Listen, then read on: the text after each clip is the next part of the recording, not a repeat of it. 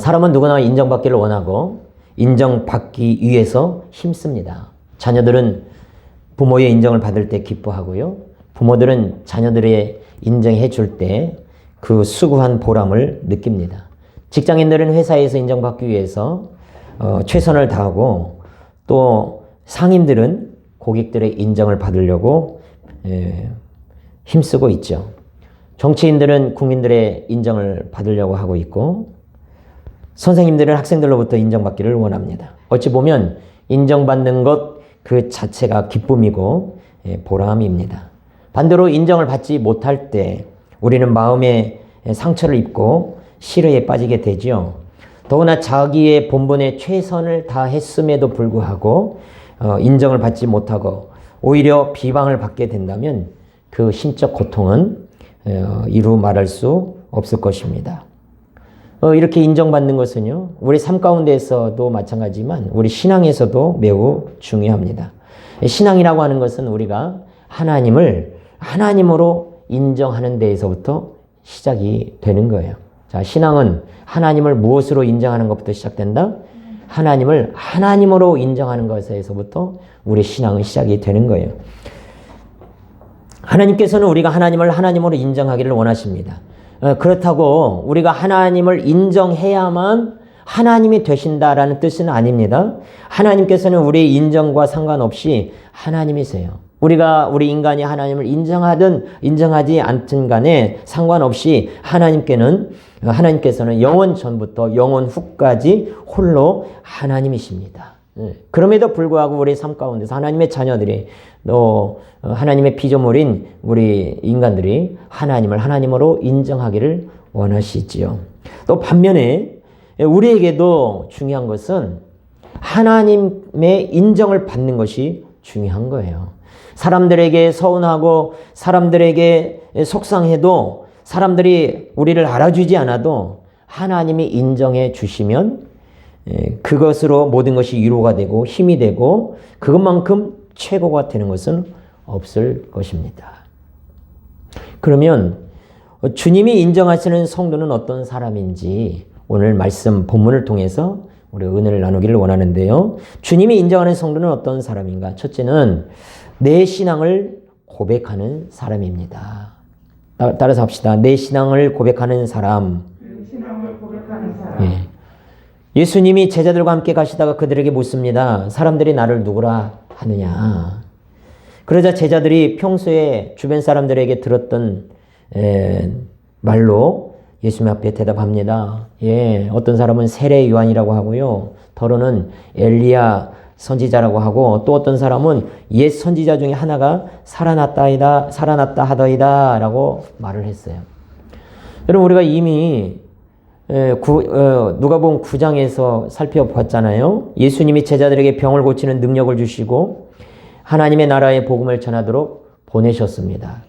제자들이 각 마을에 두루두루 다니면서 곳곳에 복음을 전하면서 병을 고치셨죠. 그랬더니 제자들로 말미암아 예수님의 이름이 드러났습니다. 소문이 난 거죠. 그때 분봉왕이었던 이 헤롯 빌립이 뭐라고 했느냐면, 자신이 직접 목베어 죽였던 세례 요한이 살아났다라고 이야기하면서 두려워했었습니다. 또 어떤 사람들은 예수님을 엘리야라고 생각했어요. 엘리야는 구약 성경의 큰 선지자죠. 죽음을 보지 않고 불병거를 타고 승천한 사람입니다. 그런데 말라기 선지자를 성경을 보니까 성경의 마지막 선지자였던 이 말라기 선지자를 통해서 하나님이 뭐라고 말씀하셨냐면, 엘리야를 내가 다시 보내겠다라고 하셨어요. 말라기 4장 5절, 보라 여호와의 크고 두려운 날이 이르기 전에 내가 선지자 엘리야를 너에게 보내리니. 그러니까 죽음을 보지 않고 하늘로 승천했던 엘리야가 다시 이 땅에 올 것이라고 사람들이 믿었다는 것인데, 바로 그 예수님을 가리켜서 그 주님이 보내시겠다고 하셨던 엘리야가 바로 이분 아니냐라고 생각했다는 것이죠. 그런가 하면 또 어떤 사람은 예수님을 옛 선지자 중에 한 명이라고 생각했다는 것이죠. 이에 예수님께서 다시 물으십니다. 그래, 사람들이 나를 세례 요한 또는 엘리야 또는 선지자 중에 한 사람이라고 생각하는데, 그러면 너희는 나를 누구라 하느냐? 라고 제자들에게 재차 질문해요. 베드로가 대답합니다. 하나님의 그리스도이십니다. 하나님의 그리스도이십니다. 이 베드로의 대답은요, 아주 정확했어요. 하나님의 그리스도이십니다. 이 말은 조금 어색한 표현인 것 같은데, 문법적으로 보면 하나님이 보내신 그리스도이십니다. 하나님이 보내신 유일한 구원자이십니다. 그 뜻이에요. 그러니까 베드로의 고백은요, 아주 중요한 고백이고 아주 정확한 표현인 거죠. 예수님을 가리켜서 그리스도이십니다. 그런데 그리스도이신데 누가 보낸 거예요? 하나님이 보내신 유일한 구원자이십니다. 라는 대답이었어요. 마태복음 16장에 보니까 예수님이 이 베드로의 대답을 들으시고 기뻐하시면서 그를 칭찬하셨습니다. 지금도 하나님께서는 우리 각 사람에게 물으십니다. 아무개야, 너는 예수님을 누구라 생각하느냐? 우리는 이 질문에 저마다 각자 예수님께 대한 자신의 신앙을 진술해야 할 것입니다. 그럼 다른 사람이 예수님에 대해서 누구로 알고 믿느냐 하는 것은요, 나와 직접 관련이 없어요. 오직 자기의 믿음으로 구원을 받기 때문에 나의 신앙, 나의 고백이 중요한 것이지, 나의 믿음이 중요한 것이지, 다른 사람의 고백, 다른 사람의 신앙, 나와 직접적인 연관은 없는 것입니다. 일전에 어떤 사람을 만나서 대화하는 중에 혹시 예수님을 믿으십니까? 라고 물었더니 그 사람이 하시는 말이 제 아내가 아주 열심히 교회를 신앙생활을 합니다. 라고 대답했어요. 아내가 주님을 잘 섬긴다는 것은, 그분의 아내가 주님을 잘 섬긴다는 것은 좋은 일이죠. 그러나 아내의 믿음으로 남편이 구원을 받을 수 없는 거예요. 부모의 믿음으로 자식이 구원받지 못합니다. 사람은 누구나 자기의 믿음으로 구원받는 거예요. 그렇기 때문에 우리는 예수님이 누구신지 올바로 알고 믿어야 합니다. 이 시몬 베드로처럼 예수님을 하나님께서 보내신 그리스도 구원자로 믿어야 주님의 인정을 받고 구원을 받는 거예요. 그런데 중요한 것은 예수님이 제자들에게 너희는 나를 누구라 하느냐? 라고 이 질문을 어디서 했느냐가 중요해요. 제다가 날 봐줘. 예수님이 제자들에게 너희는 나를 누구라고 생각해? 라고 하는 이 질문을 어디서 했느냐가 중요해요. 우리가 누가복음에는 나와 있지 않지만 마태복음과 마가복음을 보면 예수님이 이 질문을 어디서 했냐면 가이사랴 빌립보라고 하는 지역에서 이야기했다고 나와 있습니다. 이 가이사랴 빌립보라는 곳은 헤롯 대왕의 아들이었던 헤롯 빌립이 건설한 도시인데요. 그 도시를 건설하고 나서 로마의 황제인 아우구스투스에게 그 도시를 바칩니다. 그 도시를 만들고 로마 황제에게 바쳤는데, 그러면서 그 도시 이름을 그 로마 황제를 가리키는 가이사라고 하는 이름과 그리고 자기 이름 빌립이라고 하는 이름을 합쳐서 가이사라 빌립보라고 하는 이름을 지어서 황제에게 그 도시를 바치게 돼요. 그러니까 이 가이사라 빌립보 지역에서는 크게 두 가지 의미가 있는데요. 이 가이사라 빌립보에서의 첫째 사상은 뭐냐면 로마 황제 가이사가 주님이라는 것입니다. 로마 황제 가이사가 그리스도라는 거예요. 그런데 그렇게 가이사라 빌립보, 로마 황제가 그리스도요, 로마 황제가 주님입니다 라고 부르짖고 그렇게 상징이 되는 그 도시에서 주님이 무엇을 듣기를 원하시는 거예요? 가이사가 주님이 아니라 예수께서 그리스도, 예수께서 주님이라는 것입니다. 세상의 최고의 권력자인 이 가이사도, 로마 황제도 예수 그리스도의 권세 아래 있다는 것입니다. 그것을 예수님이 선포하고 있는 거예요. 뿐만 아니라 이 가이사라 빌립보에는 많은 신전들이 있었고 우상들이 난무했습니다. 그래서 그곳에서는 오직 우상들에게 바치는 제물들이 있었고 신전들을 통해서 많은 우상들에게 제사가 드려졌는데 그곳에서 오직 예수만이 유일한 구원자요 참 신인 것을 예수님이 듣기 원하셨던 것입니다. 또 가이사랴 빌립보에서 갖는 또 하나의 중요한 의미가 있습니다. 이 가이사랴 빌립보는 이스라엘의 최북단에 위치한 도시인데 이 가이사랴 빌립보 이 도시 바로 뒤에 산 하나가 있어요. 우리 전주에 바로 인접한 산에 모악산이 있듯이 이 가이사랴 빌립보 바로 뒤에 헐몬산이라고 하는 산이 있습니다. 이 헐몬산에 많은 눈이 내리고 많은 비가 내려서 이 헐몬산에서부터 물줄기가 시작이 되고 그리고 그 헐몬산에서 내려오는 물이 요단강 상류를 형성하고 가이사랴 빌립보를 적시고 그리고 갈릴리 호수로 흘러 들어가게 됩니다. 그러니까 팔레스틴 땅 전역, 이스라엘 땅 전역을 비옥하게 만들고 생명이 살아나게 하는 그 물이 어디서부터 시작이 되냐면 바로 이 가이사랴 빌립보 바로 인접해 있는 헐몬산에서부터 시작이 된다는 거예요. 이건 무엇을 의미하냐면 우리가 예수님이 그리스도이십니다. 예수님이 나의 구주이십니다라고 하는 이 고백으로부터 여러분의 새로운 삶이 시작된다는 것입니다. 나의 이 신앙 고백이 내 심령에 여러분 심령에 흐르고 여러분의 삶에 흘러서 여러분의 삶을 변화시키고 여러분의 인격을 변화시키는 거예요. 예수님은 나의 그리스도이십니다. 나의 구주이십니다. 하나님이 보내신 유일한 구원자이십니다라고 이 고백하는 이 고백이 지옥이 아닌 천국의 복된 곳으로 나의 내세를 바꾸게 되는 것이죠. 그러므로 저와 여러분이 날마다 진실된 마음으로 주님이 나의 유일한 구원자 되심을 고백하기를 바랍니다. 내가 믿고 내가 영접하고 내가 고백해야 되는 거예요. 다른 사람이 대신 믿을 수 없고 다른 사람이 대신 신앙생활을 해줄 수 없습니다. 하나님은 너의 하나님이기 전에 나의 하나님이 되어야 하는 거예요. 진실한 신앙을 고백하는 사람을 하나님은 인정하고 받아주시는 것입니다. 하나님은 누구의 하나님이십니까? 나의 하나님이세요. 예수님은 나의 유일한 무엇이 되세요? 구원자가 되시고 나의 유일한 그리스도가 되시는 것입니다. 이것을 고백하는 사람을 주님이 인정하십니다. 두 번째로 하나님이 인정하시는 성도는 어떤 사람이냐? 예수님의 십자가와 부활을 깨닫는 사람입니다. 예수님의 십자가와 부활을 깨닫는 사람이어야 하나님이 인정해 주셔요. 예수님은 베드로를 비롯한 제자들의 그 신앙 고백을 들으시고 흡족해 하셨습니다. 마태복음 16장 16절 우리가 잘 알고 있는 편들에 얘기하면 주는 그리스도시요 살아계신 하나님의 아들이십니다 라고 고백했고 오늘 본문의 20절에서는 주는 하나님이 보내신 그리스도이십니다 라고 베드로가 고백했을 때 이 말을 주님이 들었을 때 야단치지 않았어요.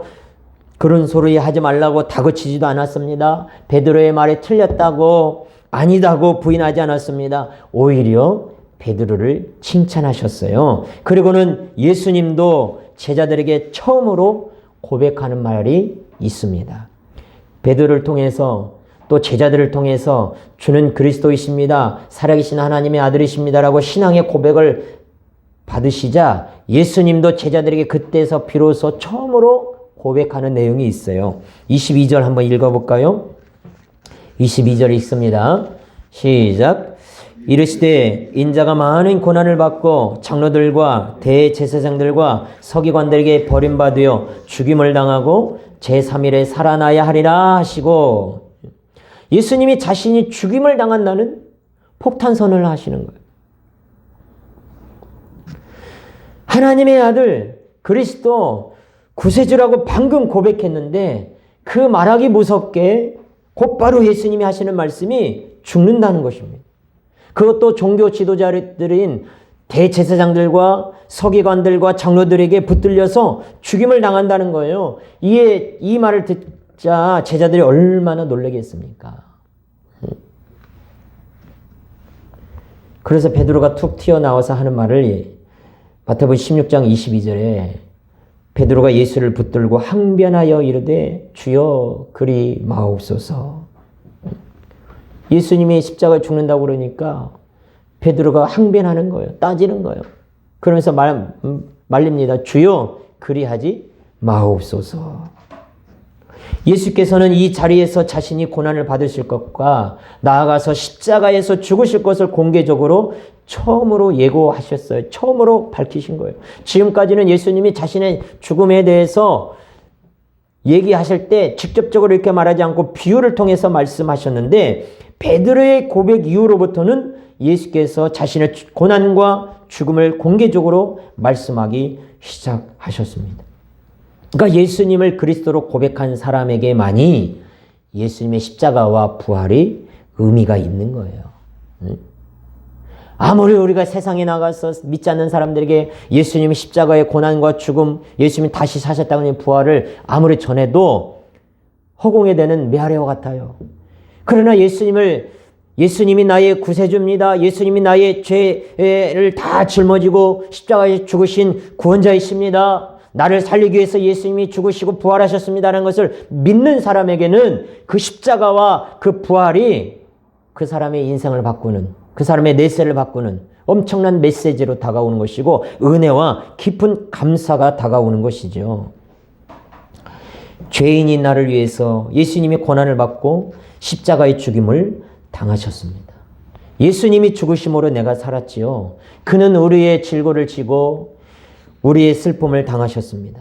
예수님은, 그분이 찔림은 우리의 허물 때문이고 그가 상함은 우리의 죄악 때문입니다. 그가 징계를 받음으로 우리가 평화를 누리고 예수님이 채찍에 맞음으로 우리가 나음을 입었습니다.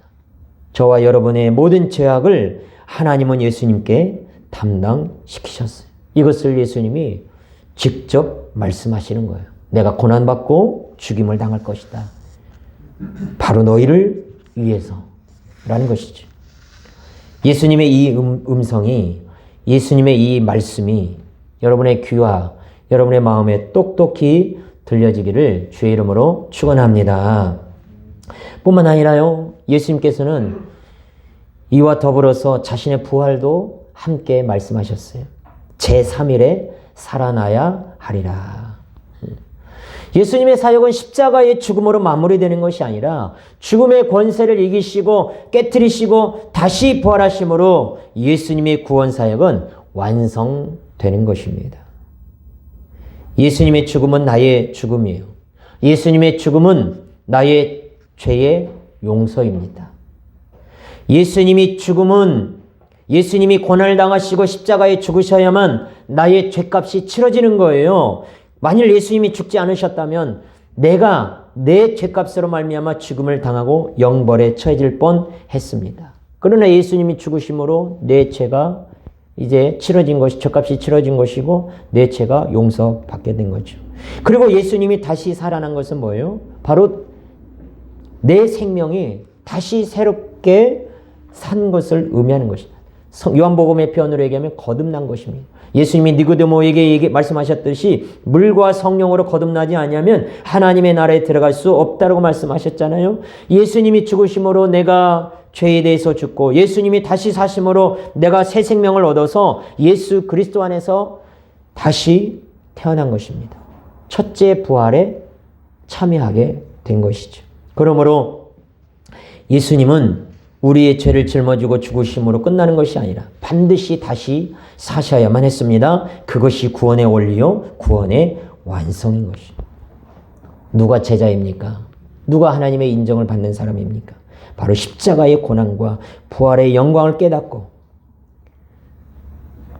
억만 죄인인 나를 대신하여 십자가에 비참하게 죽으셨지만 그러나 사망 권세를 깨뜨리시고 영광스럽게 부활하신 그 예수님을 만나는 사람이 바로 주님의 제자요, 주님의 인정을 받는 사람인 것입니다. 어메이징 그레이스, 나 같은 죄인 살리신 이 찬양을 쓰신 존 누턴이라고 하는 목사님이, 존 누턴이 이런 설교를 했습니다. 이 다음에 내가 천국에 가면 세 가지 놀랄 사실이 있다. 첫째는 천국에 당연히 있을 것이라고 생각했던 사람이 없다는 사실에 내가 놀랄 것이고, 둘째는 그곳에 있을 수 없는 사람이 천국에 와 있는 것을 보고 놀랄 것이다. 그리고 마지막으로 나 같은 죄인이 천국에 와 있는 것을 보고 놀랄 것이다. 그렇기 때문에 내가 다른 것은 다 잊어버린다고 할지라도 한 가지만큼은 결코 잊어버릴 수가 없는데, 그것은 내가 과거에 너무나 큰 죄인이었는데도 불구하고 예수님께서 나를 구원해 주셨다고 하는 사실이다 라고 존 뉴턴이 고백을 했어요. 그리고 그가 그의 마지막 인생의 치매에 걸렸는데, 이 존 뉴턴이 치매에 걸려 인생 마지막 부분에 자녀들을 모아놓고도 똑같은 얘기를 합니다. 내가 치매 때문에 그 어떤 것도 기억할 수 없다고 할지라도, 그러나 단 두 가지, 내가 죄인이라는 사실과 예수님만이 유일한 구원자라는 사실은 내가 치매에 걸린다 할지라도 결코 잊지 못할 사실이다 라는 것을 자녀들에게 얘기합니다. 저와 여러분도 절대 잊지 않기를 원합니다. 주의 십자가가 나를 용서했습니다. 그리고 주님의 부활이 나를 살리고 새 생명을 우리에게 주셨습니다. 그러므로 용서받은 죄인으로서, 그리스도 안에서 다시 태어난 사람으로서 우리도 용서하고 거룩하고 합당하게 살아야 할 것입니다. 이 십자가의 복음과 부활의 복음을 깨닫는 저와 여러분, 그래서 하나님께 인정받는 저와 여러분이 되시길 주의 이름으로 축원합니다. 세 번째로는요, 누가 하나님께 인정받습니까? 자기를 부인하고 자기 십자가를 지고 주님을 따라가는 사람입니다. 우리 23절 읽겠습니다. 23절 시작. 또 우리에게 이르시되 아무든지 나를 따라오려거든 자기를 부인하고 날마다 제 십자가를 지고 나를 따를 것이니라. 여러분, 믿는다는 것은 무엇을 의미하냐면 예수님을 따라가는 것을 말하는 것이에요. 믿는다는 것은 예수님을 따라가는 것이에요. 양이 목자를 따라가듯이 우리는 예수님을 따라가야 합니다. 요한계시록 14장 4절에 보면 구원받은 성도를 가리켜서 주님이 어디로 가든지, 주님이 어디로 인도하든지 따라가는 자라고 얘기하고 있어요. 근데 예수님을 따라가려면 한 가지 명심할 것이 있는데, 오늘 본문에서 예수님이 말씀하시기를 아무든지 나를 따라오려거든 자기를 부인해야 된다. 날마다 자기 십자가를 지고 나를 따를 것이니라 하셨어요. 자기를 부인하는 것이 무엇입니까? 우리는 예수님을 믿는다고 하면서도 여전히 내 생각과 이기적이고 탐욕적인 삶을 살고 있습니다. 주님의 뜻은 없어요. 그저 내 생각이 앞서고 내 욕심이 앞섭니다. 예수님이 십자가를 지고 죽을 것이라고 했을 때 베드로가 뭐라고 얘기했다고 그랬어요? 주님 그리 마옵소서. 안 됩니다. 무슨 그런 말씀을 하십니까? 죽다니요. 절대 그럴 수 없습니다. 라고 베드로가 항변하며 예수님을 말렸을 때 주님이 베드로에게 하신 말씀이 있어요. 마태복음 16장 23절에 베드로에게 그때 이 베드로가 예수님을 말렸을 때 주님이 베드로를 책망하시면서 하신 말씀이 마태복음 16장 23절 예수께서 돌이키시며 베드로에게 이르시되 사탄아 내 뒤로 물러가라. 너는 나를 넘어지게 하는 자로다. 네가 하나님의 일을 생각하지 아니하고 도리어 사람의 일을 생각하는도다. 하나님의 일을 생각하지 않고 사람의 일을 생각한다고 베드로를 책망하셨어요. 그러면서 하신 말씀이 이 말씀인 거예요. 누구든지 나를 따라오려거든 자기를 부인하고 자기 십자가를 지어야 한다는 것이죠. 예수를 믿고 따르는 것은 자기 생각을 버리고 자기 욕심을 버리고 자기 뜻을 버리는 거예요. 버린다고 하는 것은 버린다라는 것에 대해서 말할 것 같으면 베드로는 할 말 많습니다. 마태복음 4장 19절 20절에 예수님 베드로를 처음 불렀을 때 그 말씀해 보니까 그들이 곧 그물을 버려두고 예수를 떠나니라 그랬어요. 베드로가 물고기 잡고 그물을 씻고 있다가 예수님 부르니 그 그물을 다 버려두고 예수님을 쫓았다고 말씀하고 있어요. 그러니까 베드로는 예수님을 따르기 위해서 모든 것을 버렸던 사람입니다. 또 마가복음 10장에 보면 예수님이 이런 가르침을 주셨죠. 부자는 천국에 들어가기가 어렵다. 낙타가 바늘귀로 들어가는 것보다 부자가 천국에 들어가는 것이 더 어렵다. 이런 말씀을 했을 때 베드로가 이렇게 항변합니다. 주님 보소서 우리가 모든 것을 다 버리고 주를 따랐나이다. 그러니까 베드로는 그물도 버리고 자기 모든 것을 다 버렸어요. 그런데도 주님께 책망을 받습니다. 왜요? 베드로가 여전히 자기 생각으로, 여전히 자기 판단으로 사람의 일을 판단하며 예수님을 믿는 거예요. 이것이 베드로만이 아니라 바로 오늘날 교회를 다니고 있는 우리의 모습일 수 있습니다.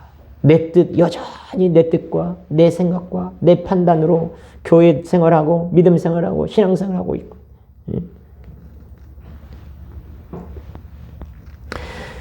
여러분 하덕규 목사님은 여러분 아십니까? 옛날에 시인과 촌장이라는 이름으로 활동했던 가수였는데 지금 목사님이 되셨는데 이 하덕규 목사님이 가수 생활을 할 때 대단한 인기를 누렸어요.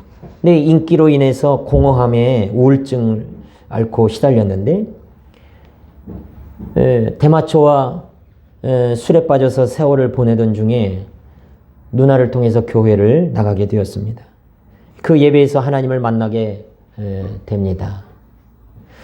어느 날 이 하덕규 씨가 고속도로 휴게실에서 인상 깊은 장면을 보게 되는데 아주 작은 새들이 나뭇가지에 앉지를 못하고 그 나뭇가지 주변을 퍼덕이면서 날개를 퍼덕이면서 주위를 맴돌기만 하는 거예요. 앉지 않고 돌기만 하는 거예요.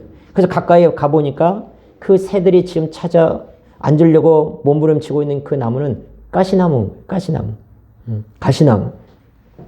가시에 찔려서 앉지 못하고 주위만 맴돌더라는 거예요. 거기서 바로 이 하덕 교수는 자신의 모습을 보게 됩니다.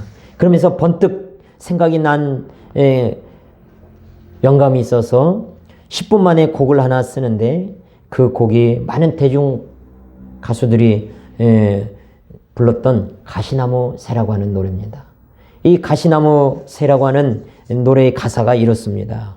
내 속엔 내가 너무도 많아 당신의 쉴 곳 없네. 내 속엔 내가 너무도 많아서 당신이 쉴 곳이 없다는 것이에요. 예수님을 만난 분이 말하는 이 당신이 누구겠습니까? 바로 하나님이겠지요. 내 안에 주님이 쉴 곳이 없다는 거예요. 왜 내 안에 주님이 쉴 곳이 없느냐? 그 다음 가사에 답이 나와 있습니다. 내 속에 헛된 바람들로 당신의 편한 곳 없네. 내 속엔 내가 어쩔 수 없는 어둠, 당신의 술자를 뺏고 내 속에 내가 이길 수 없는 슬픔, 무성한 가시나무 숲 같네. 바람만 불면 외롭고 또 괴로워 슬픈 노래를 부르던 날이 많았는데 내 속엔 내가 너무도 많아 당신의 쉴 곳이 없네. 내 안에 헛된 바람들과 어둡고 외롭고 슬픈 것들로 인해서 주님이 내 안에 계실 곳이 없다는 것이에요.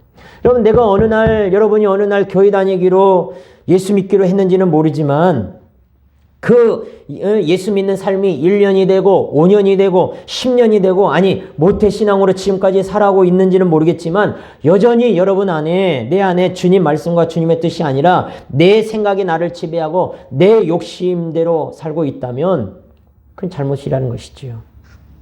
내 뜻을 버리고 주님 뜻을 받아들여야 합니다. 내 욕망을 버리고 주님의 마음으로 주님의 모습을 닮아가야 하는 거예요. 사도 바울은 로마서 6장 6절에서 그것을 옛사람을 십자가에 못 박는 것이라고 말씀하고 있습니다. 옛사람이 뭡니까?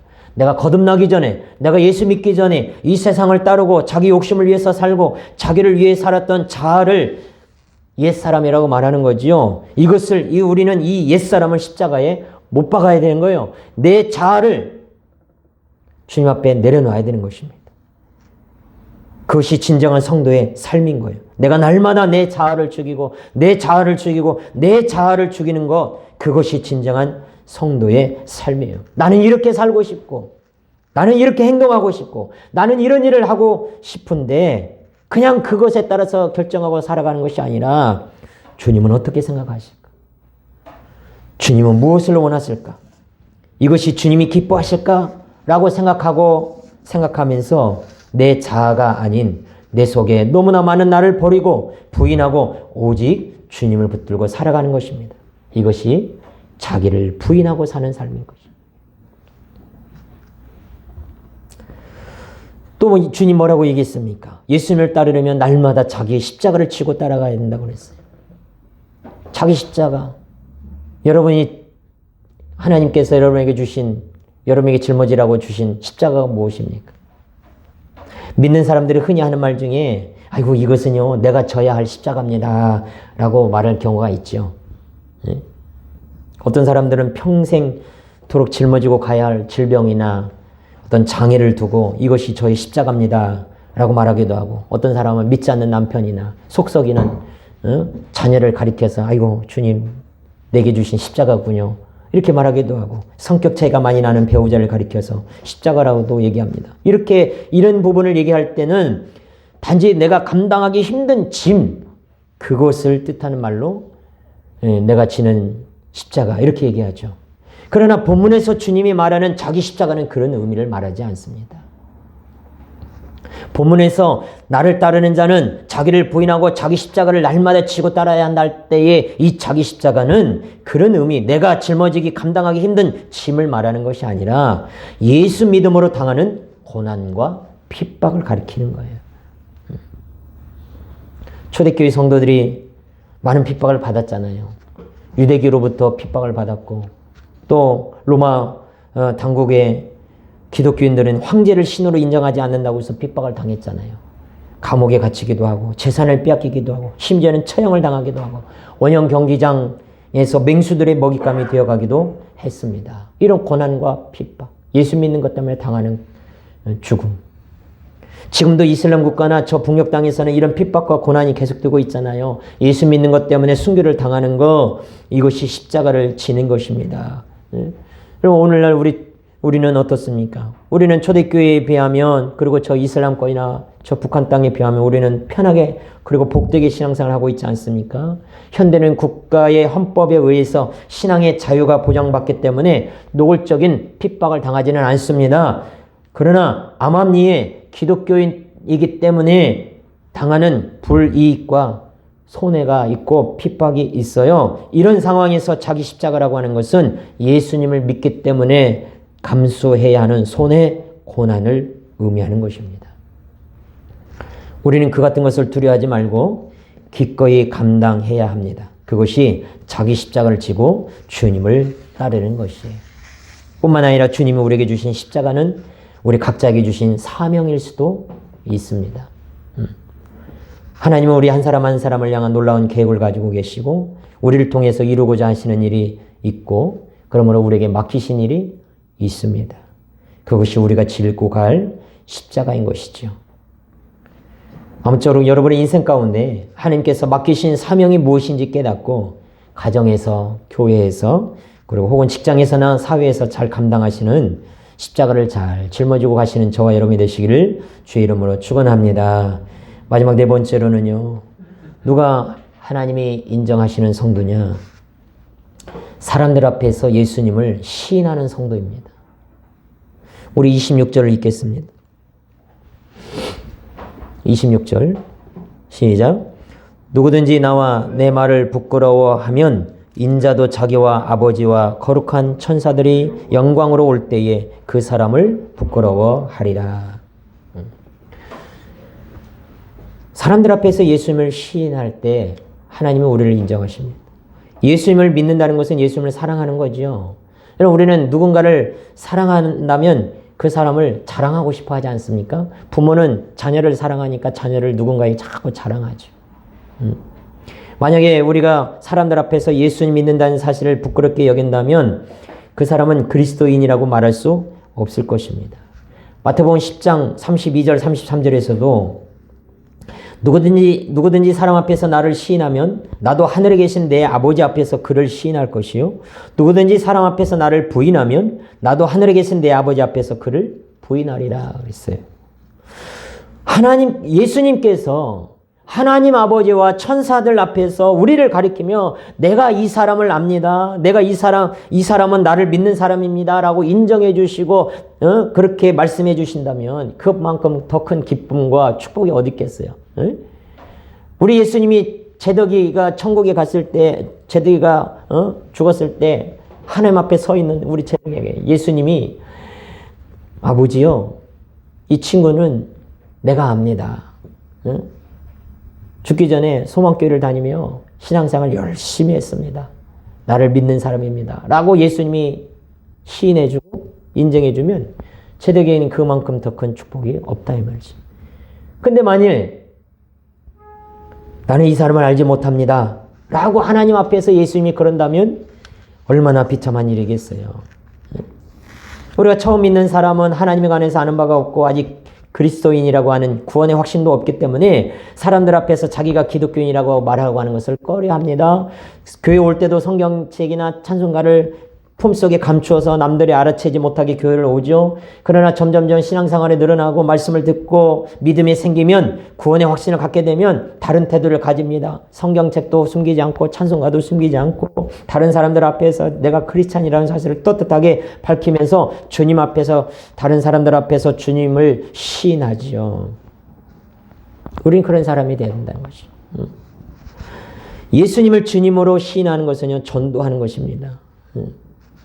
전도는 어렵게 생각하는 것이 어려운 것이 아니라 내가 믿는 예수 그리스도에 대해서 다른 사람에게 알려주고 나는 예수 믿는 사람이라고 고백하는 것이고 떳떳하게 말하는 것이죠. 여러분 어렸을 때 한 번쯤 읽었고 또 조카나 또는 아이들에게 한 번쯤 읽어준 동화 중에 임금님 귀는 당나귀 귀라고 하는 책이 있죠. 어느 나라의 한 임금이 남 모르는 심각한 고민이 있었는데 바로 자기 귀가 당나귀처럼 크다는 것입니다. 너무 보기 흉하고 부끄러워서 몸이 아프다는 핑계를 대고 국사에 참여하지 않습니다. 그런데 평생 그렇게 숨을 수 없잖아요. 임금인데 신하들과 같이 국사도 봐야 되고 그래야 되잖아요. 그래서 내가 큰 모자를 만들어서 쓰겠다라고 결심을 하고는 두건장이, 모자를 만드는 그 두건장이를 부릅니다.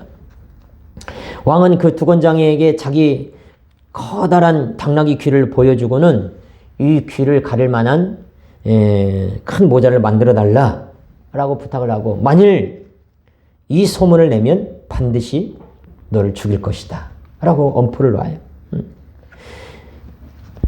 이 두건장이는 왕의 귀를 보고 깜짝 놀라기도 했지만 웃음이 나죠. 왕의 임금님 귀가 당나귀 귀를 보고 웃음이 나는데 꼭 참아요. 왜요? 웃으면 왕 앞에서 웃으면 죽잖아요. 그래서 큰 모자를 만들어서 바치고는 왕의 비밀을 알고 나니까 너무 말은 하고 싶은데 말을 하면 죽어요.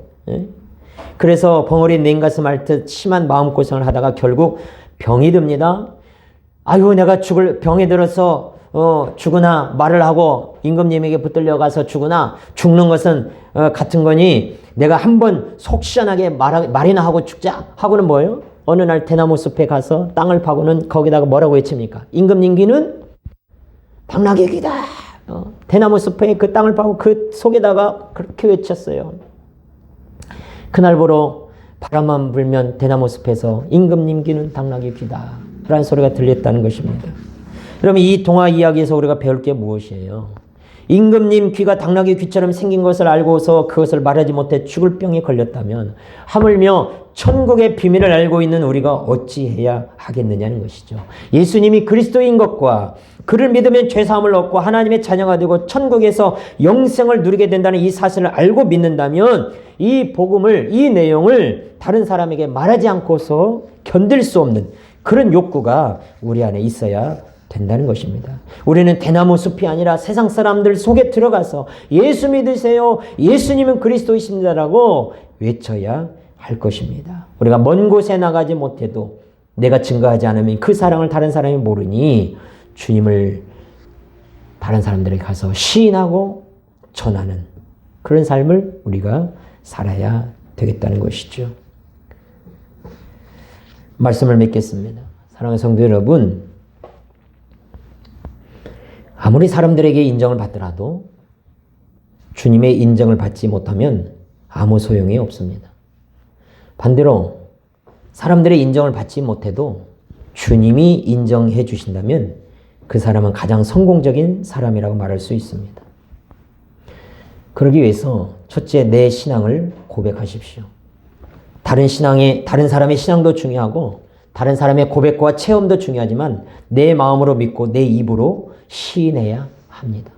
너는 나를 누구라 하느냐? 이 질문에 확고한 여러분 스스로의 답을 가지고 있어야 할 줄 압니다. 두 번째로 십자가와 부활의 복음을 믿으십시오. 예수님으로 말미암아 내 죄가 사함 받았고 새 생명을 얻었습니다. 예수님은 나의 유일한 구원자이십니다. 세 번째, 자기를 부인하고 날마다 나의 십자가를 지고 주님을 따라가야 합니다. 주님 앞에 내 욕심, 내 욕망, 내 뜻을 내려놓고 오로지 주의 영광과 주의 뜻을 따라 살아가야 합니다. 주님이 내게 주신 비전과 사명을 이루면서 예수와 복음을 위해 때로는 핍박과 고난을 당하여도 인내하며 가는 것이죠. 마지막 네 번째로 사람들 앞에서 주님을 시인하십시오. 나의 신앙을, 나의 주님을 감추지 말고 사람들 앞에서 말과 착한 행실로서 주님을 시인하고 전해야 합니다. 그래서 주님이 기뻐하시고 주님이 인정하시는 여러분 모두가 되시기를 주의 이름으로 축원합니다. 아멘. 하나님 아버지,